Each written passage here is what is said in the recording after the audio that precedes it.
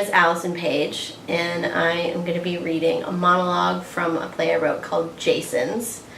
And this monologue is performed by Jason Voorhees. Yes, that Jason Voorhees. So just imagine me with a hockey mask. Most people don't remember the day they were born.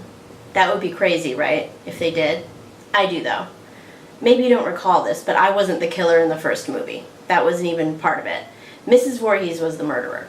My mom. Not that I consider her my mother. I mean, the writer is my father, really, if you think about it. Victor Miller. He saw me as this kid that was neglected by some idiot camp counselors too busy getting their rocks off to pay attention to a boy who needed some attention. I was a victim. I kind of hate that word, but that's what I was. A dead kid in a lake. Dad wasn't very pleased when these sequels started coming out and I was suddenly this big scary guy with a machete and eventually a hockey mask. I mean, of course he wasn't. What father wants his son to grow up to be a cold-blooded murderer? And I didn't like it either, at first. But after having been so powerless before, I started really feeling empowered by my newfound villain status, you know? Like suddenly I was taking charge of something. Sure, the thing I was taking charge of was chopping people to bits, but I don't want to get really heady about it right now. I don't get to choose the stories I'm in, I'm just in them. That used to feel heavy, but when I look at all these other Jasons, I don't know. They can choose anything they want, and what has it gotten them? What have they done with it?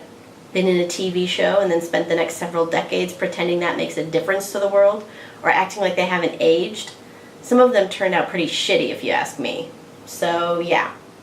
Born murdering London doesn't really bother me. He wasn't much of a value add, which is evidenced by the fact that everybody basically forgot about him immediately.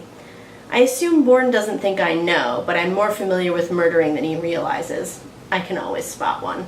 Everybody's got a talent. I used to think I didn't know what it meant to be alive. Then Jason X happened, and when I shoved that nice lady's face into a bunch of dry ice or whatever, and then when it was frozen, shattered her head on a countertop, well, I don't think it gets much more alive than that. But everything else about that movie was just, I don't know.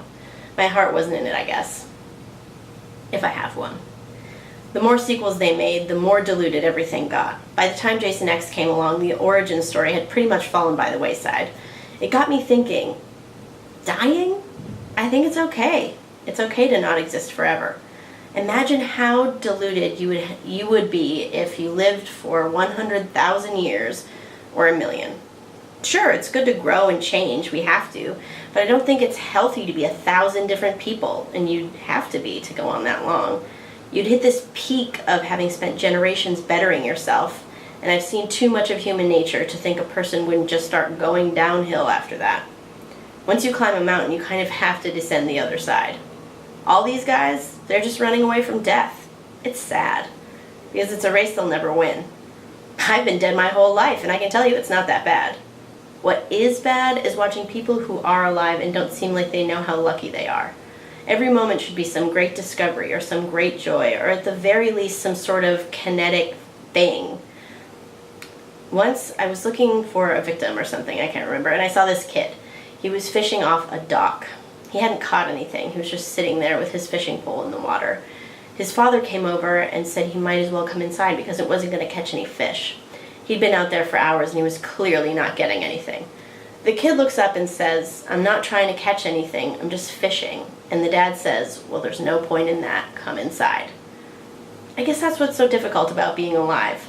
Everyone's trying so hard to catch things. Sometimes I think I'm the luckiest guy I know.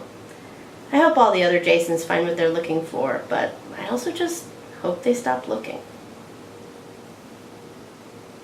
That's it.